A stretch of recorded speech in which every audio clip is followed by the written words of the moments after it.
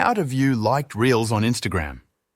If you have liked a reel on Instagram but can't find it later, Instagram keeps a record of all your liked posts, including reels.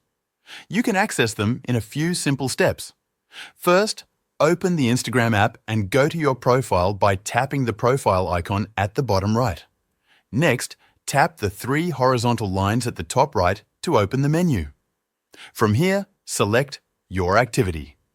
In this section, scroll down and tap on Interactions. This is where you can find all your past interactions, including comments, likes, and story replies. Now, tap on Likes. This will show you all the posts and reels you have liked on Instagram. If you want to find a specific reel, you can use the Sort and Filter option at the top to organize them by date or content type. You can scroll through the list and tap any reel to view it again. That's how to view liked reels on Instagram.